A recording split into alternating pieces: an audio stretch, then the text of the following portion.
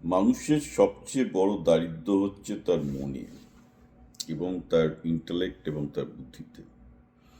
আজকে যদি আপনার পারিবারিক অবস্থা এমন হয় যেখানে আপনার ইনকাম কম কিন্তু আপনার মাথায় বুদ্ধি আছে, পেটে বিদ্যা আছে, আপনি ঠিক আপনার ইনকাম, ধরুন আজকে আপনি 10,000 টাকা ইনকাম করছেন, আপনার 5 বছর লাগবে 1 লাখ টাকা ইনকামে যেতে, কারণ আপনার মাথায় বুদ্ধি আছে, আপনি শিকারী।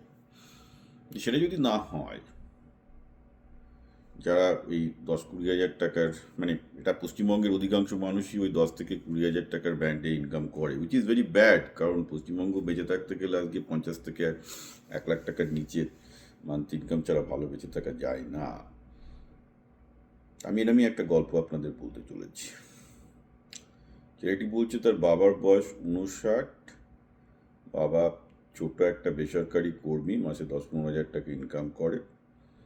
ছেলেটি পলিটিক্যাল সায়েন্সে পিএইচডি করতে চায়। এই আমার দেখে মনে হয় যে he is passionate about political science. ব্যাপারটা যেটা হয়েছে এবং অধিকাংশ ফ্যামিলিতে যেটা হচ্ছে, এই যে যারা নিম্ন মধ্যবিত্ত ফ্যামিলি 15 থেকে 20 হাজার টাকা ইনকাম করছে, তারা প্রথমেই ভেবে নিচ্ছে যে আমার ছেলেকে সায়েন্স পড়ালে হবে না, কারণ সায়েন্সের শিক্ষকদের যে টিউশনির টাকা আমি দিতে পারবো না। আমি আবার বলছি, সায়েন্সের ছেলেদের টিউশনির টাকা আমি দিতে পারবো না। তো তারা কি ভাবছেন, সেরকম তোরা যাবাই সে একটা গ্র্যাজুয়েট ডিগ্রি করে নি, গিয়ে এরকম এই হিস্ট্রি, ফিলোসফি, পলিটিক্যাল সায়েন্স এরকম একটা বিএমএ করতে ঢুকে যাচ্ছে।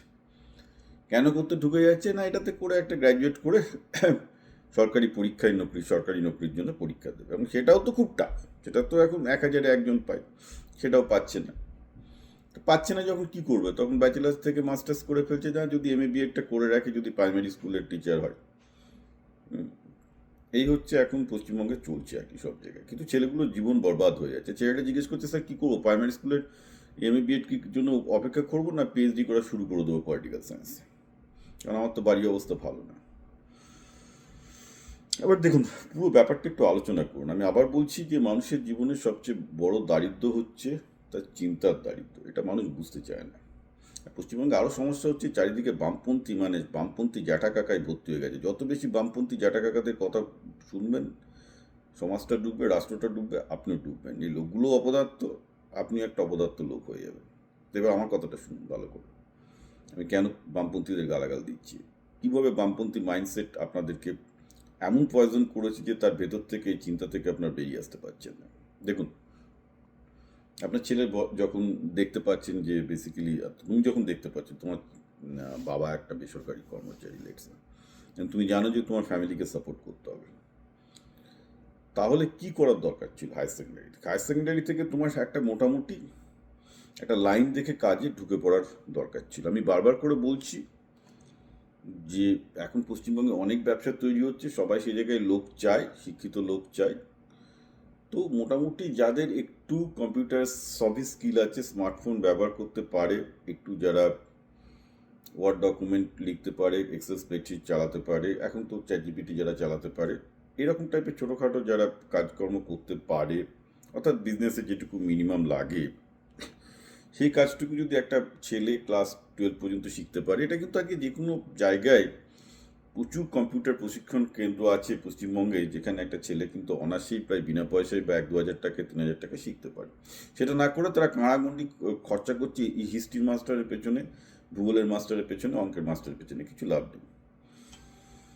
এইগুলো যদি কেউ একটু শিখে রাখতো, সে কিন্তু গিয়ে যে কোনো একটা বিজনেসের সাথে, মানে যে বিজনেসগুলো গ্রো করছে তাদের সাথে ঢুকে পড়তে পারত। ঢুকে পড়লে আজকে এই পলিটিক্যাল সায়েন্সে এমএ করার দরকার হতো না।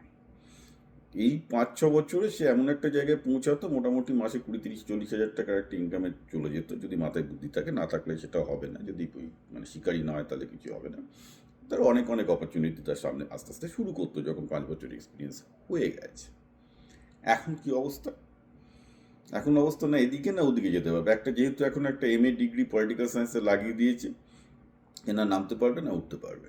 এমন একটা ডিগ্রি যেটা গলায় ঝোলানো ছাড়া কোনো উপায় নেই। তো সমস্যাটা হচ্ছে এখানেই যে ডিগ্রির ফাঁদে পড়বেন না। পলিটিক্যাল সায়েন্সে পিএইচডি করতে গেলে একটা প্যাশন লাগে। পলিটিক্যাল সায়েন্স তো আমিও চিরকাল পড়ে আসলাম, হিস্ট্রি আমি পড়ে আসলাম, দর্শনে পড়ে আসলাম। আমি একটা জিনিস সবাইকে বলছি, হিস্ট্রি, পলিটিক্যাল সায়েন্স, দর্শনে কেউ যদি খুব ভালো কাজ করতে চাও, ভারতের লেভেলে কাজ না, ভারতে এসব ফিল্ডে খুব একটা ভালো কাজ হয় না, একদম নিম্নমানের কাজ হয়। আমি খুব ভারতের প্রফেসরদেরকে ডিরেক্ট বলছি এই ফিল্ডে, তারা কেউ উচ্চমানের কাজ করার ক্ষমতাই রাখেন না। কারণ এসব ফিল্ডে আমি হার্ভার্ড বা কেমব্রিজে বা অক্সফোর্ডে যে পরিমাণ উন্নত মানের কাজ দেখেছি, ওগুলো মানে সাংঘাতিক লেভেলের টাফ কাজ। এবার এবার কোশ্চেন হচ্ছে যে ওই লেভেলে না কাজ করতে পারলে পলিটিক্যাল সায়েন্স হিস্ট্রি পড়ে লাভ নেই। কারণ এখানে শিক্ষকদের চাকরি থেকে শুরু করে এইসব ফিল্ডে শিক্ষক সব কিছুতে হচ্ছে তেল মেরে পলিটিক্যাল কানেকশন লাগিয়ে করা, তো কোনো মেরিট বেসিসে হয় না এসব চাকরি। একটা গরিব ছেলেকে কী করে তার নেটওয়ার্কিং করে চাকরি পাবে এইসব ফিল্ডে?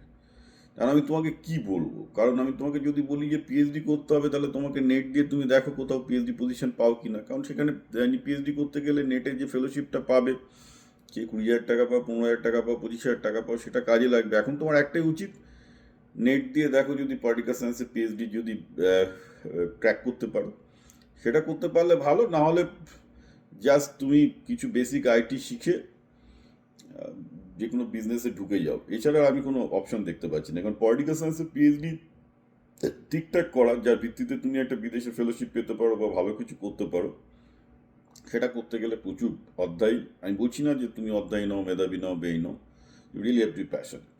আমি কাউকে ডিসঅ্যাপয়েন্ট করবো না, but you really have to be passion. মোদ্দা কথা, লেসন লার্ন, যারা নিম্ন মধ্যবিত্ত ফ্যামিলি 10 থেকে 20,000 টাকা মাইনে আছেন, আমি পরিষ্কার বলছি যে ডিগ্রির মোহে পড়বেন না। ক্লাস 12-এর পর কোনো ব্যবসায় ঢুকে যাক, হাতের কাজে ঢুকে যাক, শিওর চাকরি আছে, প্রচুর ভালো করবে। এমএ, বিএ, বিএসসি একটা ফালতু এডুকেশন সিস্টেম। আমি বারবার করে বলছি যে একটা এডুকেশন সিস্টেম মায়ের ভোগে গেছে পুরোপুরি, শুধু আমি বলছি না, সবাই বলছে। ঠিক আছে, এতে কিছু হবে না।